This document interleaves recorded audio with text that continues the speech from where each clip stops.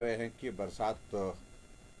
बहुत ज़्यादा तेज़ पूरे प्रदेश में नहीं हुई, लंबी भी नहीं,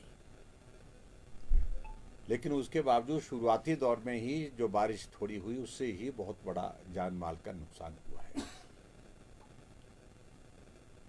और हमारे लिए सचमुच में ये बहुत बड़ा पीड़ा का विषय है कि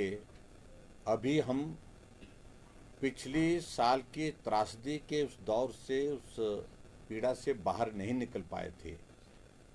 एक और त्रासदी हमारे सामने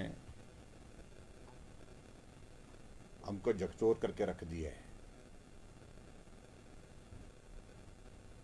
मैं अभी देख रहा था कि हिमाचल प्रदेश में लगभग 56 लोग जो मिसिंग थे, और 56 लोगों में से मैं पिछले कल जहां उसी गांव के थे,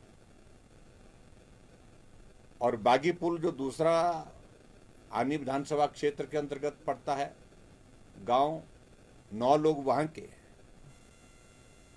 और द्रंग विधानसभा क्षेत्र के हमारे एक इलाके में जहां पर एक गांव में जहां पर बरसात के कारण नुकसान हुआ, वहां 10 लोग मिसिंग है, जिसमें से 8 लोगों के शव बरामद हो गए। और जो मुझे भी जानकारी मिली है कि जो 36 लोग समेत में इस बाढ़ की चपेट में आए थे, उनमें से 6 लोगों के शायद शव बरामद हो गए, बाकी उनकी तलाश जारी है। इस सारी घटना से हिमाचल प्रदेश में एक बार फिर से एक दहशत का माहौल भी है, मैं कह सकता हूं, और उसके साथ साथ में चारों तरफ एक चिंता का एक वातावरण भी है।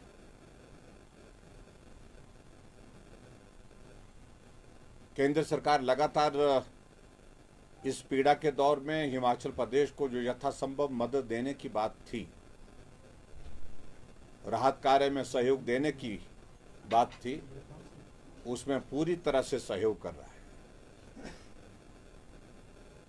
मुझे दिल्ली जाना हुआ इस बीच में, जहां गृह मंत्री जी से मिलना हुआ, जहां स्वास्थ्य मंत्री और हमारी पार्टी के अध्यक्ष जगत प्रकाश नड्डा जी से मिलना हुआ, और विशेष तौर से बाद में मेरा प्रधानमंत्री जी से भी मिलना हुआ।